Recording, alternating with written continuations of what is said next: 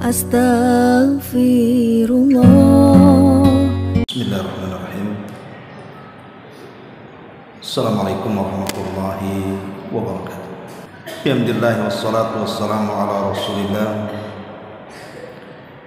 wa ala alihi wa sahbihi wa mawalah wa la hawla wa la quwwata illa billahi wa ba'd. Kita lanjutkan kajian kita, masih membahas kitab Tauhid, dan kita masuk pada bab qaulullah ta'ala innaka la tahdi man ahbabta walakinallaha yahdi may yasha wa huwa a'lamu bil muhtadin. Sesungguhnya kamu tidak akan dapat memberi petunjuk kepada orang yang kau cintai, tapi Allah lah yang memberikan petunjuk kepada orang yang dikehendakinya. Kemudian beliau menyebutkan satu riwayat, wa fi sahihi an ibnil musayyib an abi, dan disebutkan dalam as-sahih dari Ibn Musayyib dari bapaknya, dia mengatakan, lamma hadarat Aba Talib al-wafat, lamma hadarat Aba Talib al-wafat, ja'ahu Rasulullah sallallahu alaihi wasallam wa indahu Abdullah ibnu Abi Umayyah wa Abu Jahl, faqala lahu ya ammi qul la ilaha illallah kalimatun uhajju laka biha indallah. Faqala lahu atarghabu am millati Abdul Muttalib, fa'adaha alaihi Nabi sallallahu alaihi wasallam fa'ada, fakana akhiru ma qala huwa ala millati Abdul Muttalib, fa'aba an yaqula la ilaha illallah. Faqala an-nabiy sallallahu alaihi wasallam la astaghfiranna lak ma lam unha anka. Fa'anzalallahu azza wa jal ma kana lin-nabi wal ladzina amanu an yastaghfiru lil musyrikin walau kanu ulil qurba. Wa anzalallahu fi Abi Talib innaka la tahdi man ahbabta walakinallaha yahdi man yasha wa huwa a'lamu bil muhtadin. Tatkala kematian menghampiri Abu Talib, maka Nabi SAW datang kemudian duduk di samping pamannya Abu Talib, tapi di samping sisi lain terdapat Abdullah ibn Abi Umayyah dan juga Abu Jahal. Maka Nabi SAW kemudian mentalkin pamannya Abu Talib dan mengatakan, wahai pamanku, katakan la ilaha illallah. Dengan kalimat itu aku akan berhujjah di hadapan Allah, kau bisa selamat. Tetapi kedua musyrik ini, Abdullah ibn Abi Umayyah dan Abu Jahal, tiba-tiba membisikkan di telinga Abu Talib, apakah engkau membenci agama moyangmu Abdul Muttalib? Maka Nabi SAW terus mengulang kalimat tauhid la ilaha illallah, tapi keduanya juga terus mengurang kalimat kesyirikan di telinga Abu Talib. Maka akhir dari ucapan Abu Talib, dia mengatakan bahwa dia tetap di atas agama moyangnya Abdul Muttalib. Maka Nabi SAW merasa sedih ketika beliau enggan untuk mengucapkan kalimat la ilaha illallah.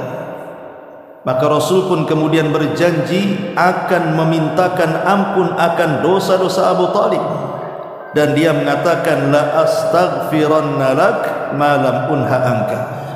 Sungguh saya akan memintakan ampun kepada Allah untuk dosa-dosamu selama aku tidak dilarang.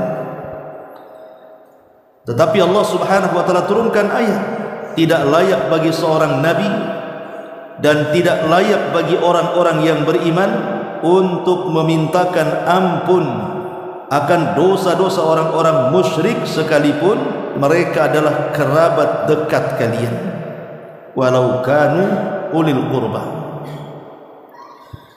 Kemudian Allah Subhanahu wa taala juga turunkan ayat bicara tentang Abu Talib, sesungguhnya engkau wahai Muhammad tidak akan mampu memberikan hidayah kepada orang yang kau cintai, karena Allah lah yang memberikan hidayah kepada yang siapa yang dikehendaki, dan Allah tahu siapa orang-orang yang layak menerima petunjuk itu. Ma'asyiral muslimin wal muslimat rahimani wa rahimakumullah. Kita tahu bahwa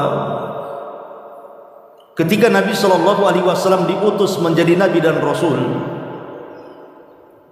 maka di antara paman Nabi SAW yang masih mendapati kenabian dan kerasulan Rasul kita Muhammad SAW itu hanya 4. Pertama Abu Lahab, kemudian Abu Talib, kemudian Hamzah, kemudian Abbas. Itulah paman Nabi SAW yang hidup sampai Rasul diutus menjadi Nabi. Tetapi dari 4 pamannya ini terbagi menjadi 3 kelompok. Kelompok yang pertama, mereka beriman kepada Nabi SAW, bahkan baik keislamannya, bahkan menolong Islam dan berjasa dalam Islam. Keduanya adalah Hamzah Asadullah dan juga Abbas paman beliau sallallahu alaihi wasallam. Kemudian yang kedua, ada paman beliau tidak memusuhinya, tapi juga tidak masuk dalam Islam, tapi berusaha keras untuk menolong Nabi sallallahu alaihi wasallam dengan seluruh daya upayanya, baik waktunya, tenaganya, biayanya. Tapi Allah takdirkan tidak dapat hidayah. Itulah Abu Talib.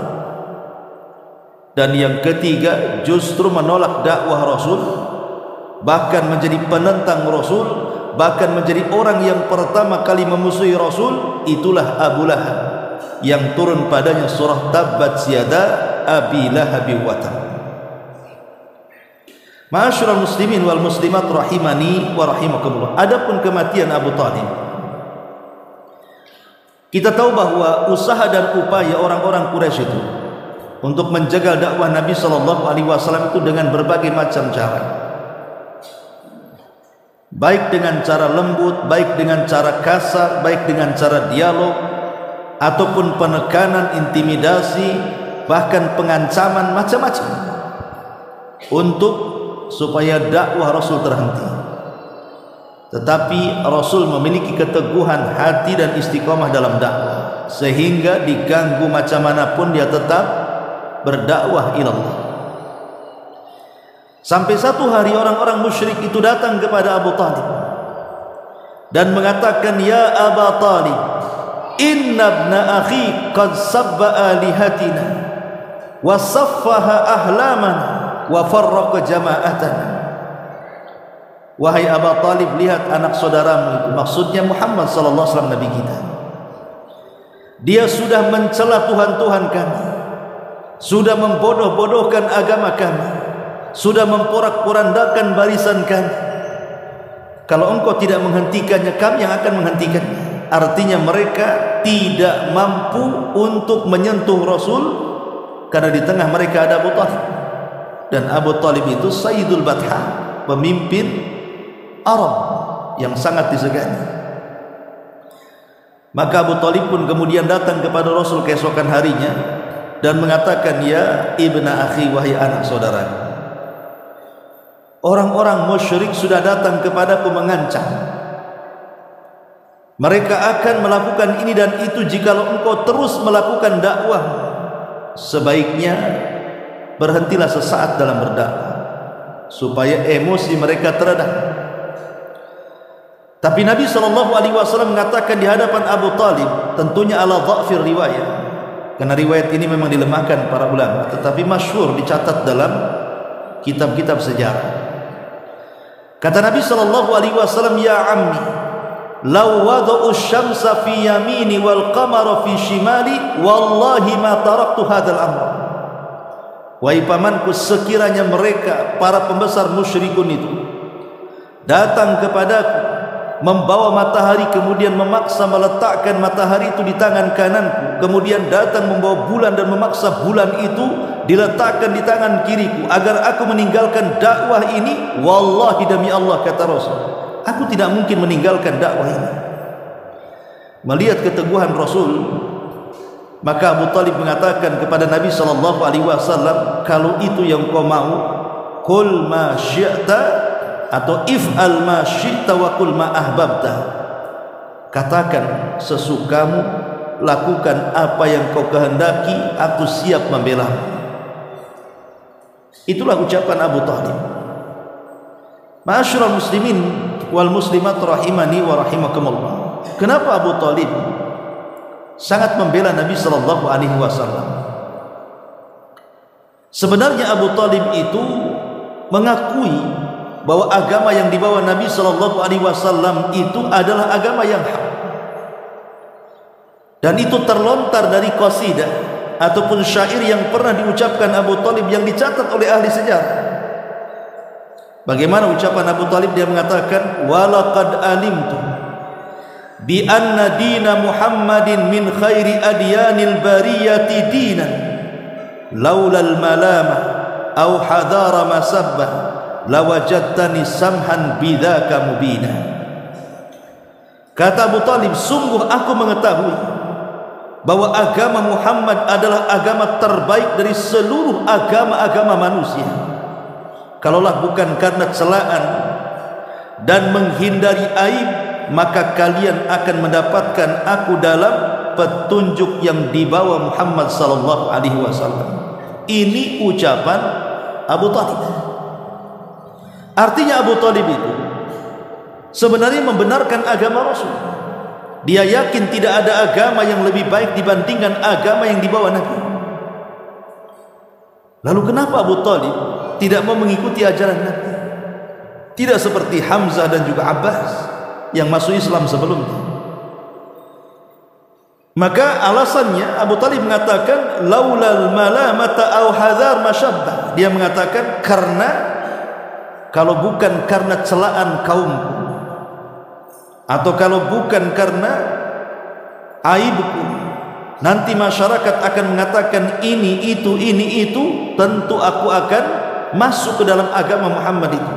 Jadi yang menghalangi hidayah masuknya Islam Abu Talib itu karena takut celaan kaumnya. Subhanallah. Dan ini banyak terjadi apa yang terjadi dengan Abu Talib itu. Banyak orang-orang yang tidak sanggup menyampaikan kebenaran karena terpikir dengan keluarganya, terpikir dengan kaumnya. Nanti kalau saya sampaikan akan terjadi perpecahan, akan terjadi keretakan. Nanti apa kata dunia, apa kata orang? Akhirnya tak jadi menyampaikan kebenaran. Lah itu penghalang hidayah sebenarnya. Ketika orang kemudian takut celaan manusia, maka selamanya dia tidak mungkin menampakkan al-haq dan juga mendakwahkan al-haq selamanya. Karena itu yang menghalangi hidayah masuk ke dalam tubuhnya Abu Talib. Dia mengakui agama Rasul, agama yang hak, tapi tidak mau masuk karena takut celaan manusia. Ma'asyiral muslimin yang dimuliakan Allah Azza wa Jalla, ketika kondisi sangat jengkel sekali orang-orang musyrik itu dengan berbagai macam upaya sampai kepada tanazul, mereka sudah mulai melemah lembutkan diri untuk menghentikan dakwah Rasul. Datang mereka kepada Rasul dan mengatakan, sudah gini saja, bagaimana kalau seandainya kami menyembah Tuhanmu 1 tahun, tahun depan kau sembahkan Tuhan kami 1 tahun. Macam mana menurut? Tahun ini kami siap sembah Tuhanmu Allah, tapi tahun depan kau juga sembah Tuhan kami Lata, Uzza, Manat, Hubal, dan begitu seterusnya. Cincai-cincai sajalah bahasanya. Tetapi Rasul diam. Yang menjawab siapa? Allah yang menjawab. Qul ya ayyuhal kafirun la a'budu ma ta'budun wala antum 'abiduna ma a'bud wala antum 'abiduna ma 'abadtum.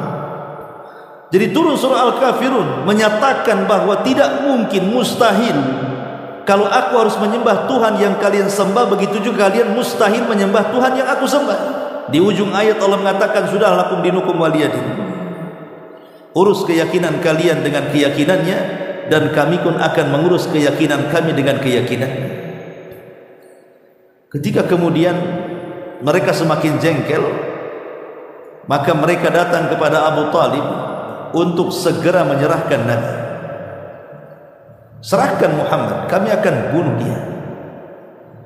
Tapi Abu Talib justru melindungi Nabi SAW dan mengajak kabilahnya untuk melindungi Nabi, baik yang mukmin atau yang kafir. Karena kita tahu bahwa kebiasaan orang-orang Arab di zaman itu adalah memiliki semangat hamiyatul jahiliyah, fanatik kabilah, fanatik suku itu luar biasa.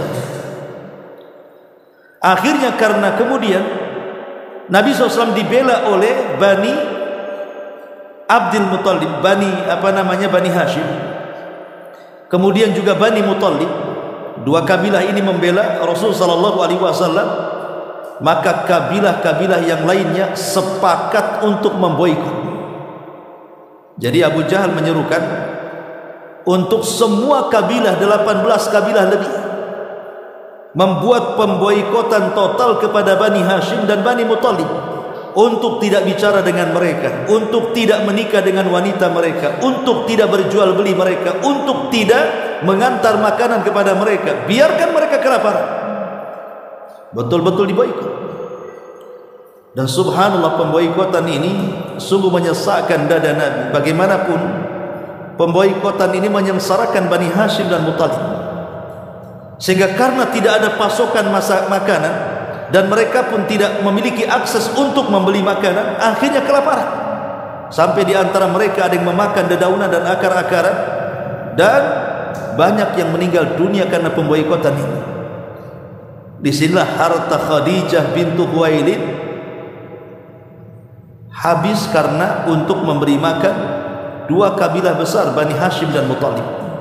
Habis di sini hartanya.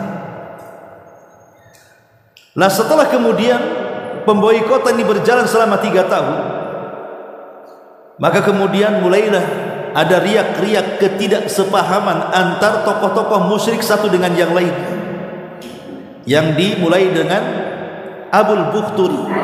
Dia memang orang musyrik, tetapi dia tidak setuju dengan pemboikotan ini.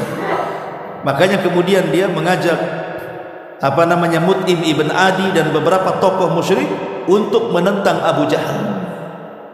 Bahwa ini tidak boleh, ini zalim.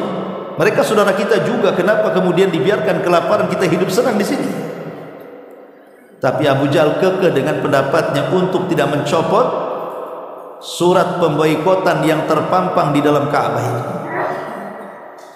Tapi kemudian setelah peristiwa itu, tiba-tiba datang Abu Talib memberitahu Abu Jahal dan orang-orang musyrik bahwa kertas yang dipampang di dalam Ka'bah itu, yang merupakan bulir-bulir kesepakatan tentang pemboikotan, semua sudah hancur dimakan raya, kecuali satu tulisan Allahumma, itu saja. Abu Jahal tidak percaya. Akhirnya dibongkarlah kemudian pintu Ka'bah masuk. Memang betul-betul surat itu sudah nggak ada lagi, perjanjian itu sudah habis dimakan raya. Berarti sesuai dengan kesepakatan, selama masih menggantung, maka selama itu terjadi pemboikotan. Ketika itu sudah hancur, maka hilanglah pemboikotan. 3 tahun. Lah selama 3 tahun inilah Abu Talib kemudian sering sakit-sakitan. Maka beberapa bulan setelah peristiwa selesainya pemboikotan inilah Abu Talib jatuh sakit. Begitu juga Khadijah bintu Khuwailid juga jatuh sakit, karena dua manusia mulia ini meninggal di tahun yang sama. Makanya kemudian tahunnya disebut Amul Hazni, tahun kesedihan. Nah, di sini pengarang menceritakan tentang wafatnya Abu Talib.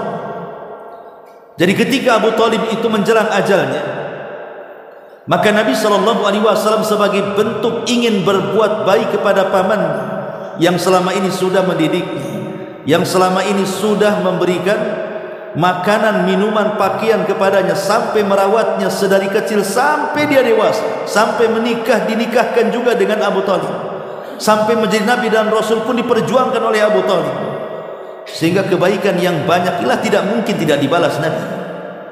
Nabi ingin membalas Abu Talib dengan cara apa? Dimasukkan ia ke dalam agamanya. supaya dia mendapatkan nikmat besar di surga.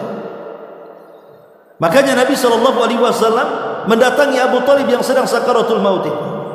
Tapi rupanya kawan karib kerabatnya Abu Talib, Abu Jahal dan juga Umayyah ibn Rabi tadi mendatangi Abu Talib, masing-masing mentalkinkan di kedua telinga Abu Talib. Yang satu mentalkinkan tauhid, yang satu mentalkinkan kesyirikan. Kata Nabi SAW, katakan wahai pamanku kalimat la ilaha illallah. Kalau engkau mengucapkannya, aku akan bawa kalimat ini untuk berhujah di hadapan Allah. Aku akan selamat. Tetapi Abu Jahal dan Umayyah ibn Rabi terus mentalkinkan juga, mengingatkan kepada Abu Talib, apakah engkau akan mengucapkan kalimat itu wahai Abu Talib, dan engkau membenci agama moyangmu Abdul Muttalib? Maka Rasul terus mengulang kalimat tauhid dan Abu Jahal pun terus mengulang kalimat itu, sampai akhirnya Abu Talib terkadang melirik Rasul, terkadang melirik Abu Jahal. Akhirnya terakhir Abu Talib hanya mengatakan, aku tetap istiqomah dengan agama nenek moyangku Abdul Muttalib, kemudian meninggal. Itulah ucapan yang terakhir diucapkan oleh Abu Talib. Dia di atas agama Abdul Muttalib. Makanya kemudian sepakat ahli sunnah wal jamaah mengatakan Abu Talib mati kafir, kecuali Syiah mengatakan Abu Talib itu masuk Islam. Abu Talib itu mengucapkan tauhid sebenarnya, Nabi tak dengar saja. Jadi cemana Nabi tak dengar?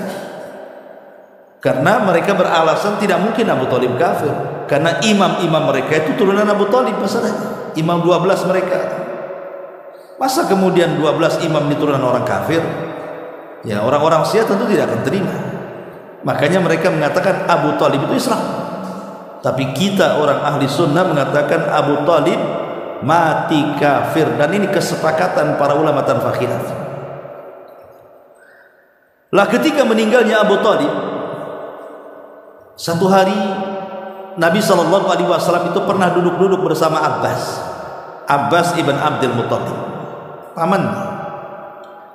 Jadi Abbas ini berusaha untuk mengingatkan kebaikan dan perjuangan Abu Talib kepada Islam di hadapan Rasul. Maka Nabi SAW kemudian mengatakan, ya Abbas, harusnya Abu Talib itu dia dimasukkan ke dalam neraka, nerakanya paling dalam sendiri itu harusnya. Tetapi karenaku, kata Nabi SAW, Allah pindahkan neraka yang paling rendah ke neraka yang paling tinggi di atas. Hanya satu tumit saja neraka itu. Harusnya dia neraka yang paling rendah diangkat ke atas, kemudian diringankan azabnya, nerakanya hanya sampai mata kaki saja. Tapi Rasul mengatakan walaupun nerakanya sampai mata kaki, tapi cukup mendidihkan ubun-ubunnya. Itulah satu-satunya orang kafir yang mendapatkan syafaat. Makanya kalau kita bicara tentang akidah Ahlussunnah wal Jamaah, dalam bab syafaat itu namanya ada syafaatul khas, namanya syafaat khusus. Walaupun syafaat khusus ini maksudnya syafaat khusus kepada Abu Talib ditentang oleh sebagian ulama yang lainnya, dan mengatakan bahwa itu bukan syafaat. Ya, mungkin diringankan saja azabnya, sebab syafaat itu adalah pertolongan dari Allah Subhanahu wa taala yang mengeluarkan orang itu dari neraka. Tapi Abu Talib kan tidak keluar dari neraka, cuma diringankan saja. Tapi sebagian ulama akidah mengatakan itulah syafaat khusus. Syafaat khusus bagi Nabi SAW meminta kepada Allah agar meringankan azab Abu Talib, dan Allah kabulkan. Yang harusnya Abu Talib itu berada di neraka yang paling bawah, kemudian diangkat dan diletakkan neraka yang hanya satu mata kaki saja itu tingginya neraka, atau dengan istilah sandalnya neraka. Jadi syafaat khusus satu-satunya orang kafir yang diringankan azabnya adalah Abu Talib, karena jasanya yang luar biasa. Tapi di sini Allah Subhanahu wa taala mengatakan, innaka la tahdi man ahbabta walakinnallaha yahdi man yasha. Hai Muhammad, sesungguhnya engkau tidak akan sanggup memberikan hidayah kepada orang yang kau cintai. tidak syak lagi Nabi SAW adalah orang yang paling mencintai Abu Talib, ya, karena jasa-jasanya. Tapi apakah cintanya Nabi SAW kepada Abu Talib itu cinta syar'i? Tentu tidak. Karena cinta syar'i ini tidak boleh diberikan kecuali kepada orang yang beriman, sementara Abu Talib kafir. Dan Allah katakan, la tajidu qauman yu'minuna billahi wal yawmil akhir yuwaduna man hadallaha wa rasulah. Engkau tidak akan dapat sebuah kaum yang mereka beriman kepada Allah dan hari akhir, mereka saling mencintai sesama mereka kepada orang yang memusuhi Allah dan Rasulnya. Mustahil kecintaan syar'i ini diberikan Rasul kepada Abu Talib. Kenapa? Karena Abu Talib bukan mukmin. Lalu apa maksudnya innaka la tahdi man ahbabta di sini? Bahwa engkau tidak mungkin memberikan hidayah kepada orang yang kau cintai. Maksudnya cinta di sini, cinta kan macam-macam. Ada cinta syahwani, ya, cinta karena syahwat, seperti seorang laki-laki suka dengan perempuan atau sebaliknya. Ada cinta tabi'i, cinta tabiat. Ya, namanya ada orang tua sayang dengan anaknya, kita sayang dengan keluarga kita, anak sayang dengan orang tua, itu tabiat namanya. Jadi kalimat innaka la tahdi man ahbabta di sini maksudnya cinta dalam bentuk tabiat, bukan cinta dalam bentuk syar'i. Ya, wajar tabiat Rasul mencintai pamannya, sebagaimana juga pamannya sangat mencintai Nabi SAW. Karena kecintaan syar'i ini tidak boleh diberikan kecuali kepada orang yang beriman. Sementara Abu Talib tidak beriman, berarti yang dimaksud cinta di sini artinya cinta tabiat. Rasul tidak mau orang yang selama ini mengurus dia sedari kecil, dari usia 8 tahun sampai dia menikah, sampai diangkat jadi Nabi dan Rasul, tidak pernah berpisah, harus kemudian meninggal dalam kondisi kafir. Makanya Rasul sangat berkeinginan untuk supaya Abu Talib itu mendapatkan hidayah. Tetapi sekali lagi bahwa hidayah itu di tangan Allah Subhanahu wa taala, bukan di tangan kita. Ma'asyiral muslimin wal muslimat rahimani wa rahimakumullah. Dari hadis ini maka banyak faedah yang kita akan petik. Apa saja faedah yang kita bisa petik dari hadis ini? Yang pertama, hadis ini menunjukkan tentang hirsun Nabi ala da'wati wa intisyaril hidayati ila nas. Semangat Nabi SAW di dalam menyebarkan dakwah dan memasukkan hidayah kepada hati-hati manusia. Tentu yang dimaksud hidayah di sini ada hidayatul irsyad, hidayatul dilalati wal bayan, hidayatul dakwah, bukan hidayah taufik, ya. Karena hidayah taufik itu mutlak milik Allah. Jadi hidayah taufik itu maksudnya hidayah kesadaran, hidayah iman yang menancap dalam dadanya, hidayah tauhid yang ada dalam hatinya, hidayah ketakwaan yang ada dalam sanubarinya. Itu namanya hidayah taufik. Tidak ada yang mampu memberikan kecuali Allah. Tapi yang dimaksud di sini adalah hidayatul irsyad, hidayah irsyad, hidayah yang bisa dilakukan siapa saja, yaitu menyampaikan kebenaran, menjelaskan ini hak, ini batil, ini boleh, ini tidak, dan begitu seterusnya. Hanya menjelaskan kepada manusia, ini tauhid, ini syirik, ini bid'ah, ini sunnah, ini taat, ini maksiat, ini yang boleh, ini yang tidak, ini yang ikhlas, ini yang tidak. Semua orang bisa melakukan seperti itu selama dia punya pengetahuan. Jadi kita ini berdakwah hanya menghantarkan hidayah taufik kepada manusia. Soal mereka menerima atau tidak urusan mereka dengan Allah. Yang penting tanggung jawab kita sudah lepas dengan Allah menyampaikan kebenaran. Karena keberhasilan dakwah itu bukan banyaknya pengikut, tapi keberhasilan dakwah itu ketika seseorang berhasil menyampaikan kebenaran kepada manusia.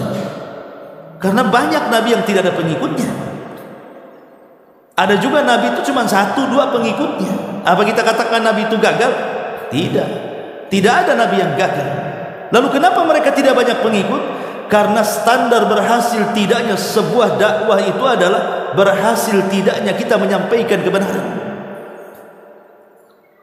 Ini yang pertama. Yang kedua, di antara faedah hadis ini adalah wafa'un Nabi sallallahu alaihi wasallam li ammihi wa muhawalatuhu raddan atau radda jamilihi alaihi.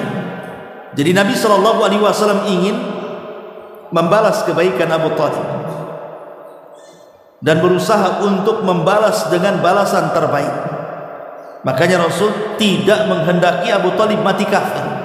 Dia maunya Abu Talib itu mati Islam, supaya dia mendapatkan banyak pahala dan balasan di hadapan Allah Subhanahu wa taala. Jadi Rasul ingin membalas kebaikan dengan kebaikan, dan harusnya seperti itu. Balaslah jasa manusia yang telah berbuat baik kepada kita dengan kebaikan. Jangan sampai orang-orang yang berjasa kepada kita antum pula tidak balas dengan kebaikan. Seperti siapa? Ya orang tua. Orang tua kita, guru-guru kita, atau orang-orang yang pernah berjasa kepada kita, para ulama, para masyayikh, maka kita doakan mereka dengan kebaikan. Kemudian juga yang ketiga, di antara faedahnya hadis ini adalah larangan keras. Tidak boleh memintakan ampun akan dosa-dosa orang-orang kafir atau musyrik kalau jelas-jelas mereka mati di atas kekafiran. Kalau mereka mati di atas kekafiran, jelas mereka mati di atas kesyirikan, maka kita dilarang memintakan ampun kepada mereka. Umpamanya ada orang mu'alaf, dia masuk Islam, bapaknya tidak masuk Islam kemudian meninggal, ya tidak bisa apa-apa anaknya. Gak bisa juga anaknya kemudian setelah dapat hidayah Islam dia mengatakan kepada Allah, ya Rabb ampuni orang tua, karena selama di dunia mereka tidak seperti aku masuk ke dalam Islam. Manfaat doanya? Tidak manfaat. Sekelas Nabi saja ditolak doanya. Ketika Nabi terus memintakan istighfar kepada Allah akan ampunan Abu Talib, dibantah sama Allah dengan turunnya ayat, maka nalin Nabi an yastaghfiru lil musyrikin walau kanu ulil qurba. Tidak layak bagi seorang nabi untuk memintakan ampun akan dosa-dosa orang-orang musyrik, walaupun orang musyrik itu kerabat dekat Nabi, walaupun paman Nabi, tidak dibolehkan. Kemudian juga di antara faedahnya yang keempat adalah tentang bahayanya teman-teman yang buruk. Lihat Abu Talib itu, salah satu yang menghalangi dia tidak mengucapkan kalimat la ilaha illallah karena di sampingnya ada Abu Jahal. Saya SD, ada Umayyah ibn Abi Rabi'ah. Itu masalahnya. Coba kalau seandainya tidak ada dua orang ini, kemudian Nabi SAW mentalkin kepada Abu Talib, pasti Abu Talib masuk Islam. Cuman karena ada dua orang inilah kemudian Abu Talib masih mempertimbangkan, kadang melirik Rasul, kadang melirik kedua kawannya gitu ya. Kemudian di ujung hayatnya dia lebih memilih agama teman buruknya ini. Dari sini ada faedah tentang larangan berkawan dengan teman yang akan menjerumuskan kita ke dalam neraka, iyadzan billah. Kemudian juga di sini faedahnya adalah tentang khuturatus syirki ala ashabi.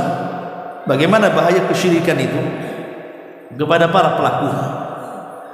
Karena sebaik apapun Abu Talib kepada Rasul,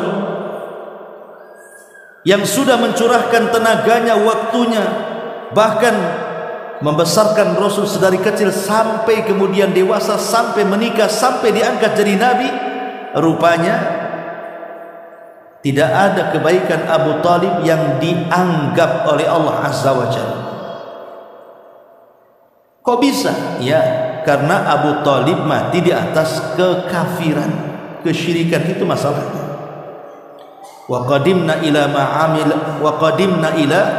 ma'amilu min amalin faja'alnahu haba'an mansura. Ketika kami tampakkan pahala orang-orang kafir yang segunung itu, tiba-tiba kami hempaskan semuanya sehingga tidak tersisa di hadapannya.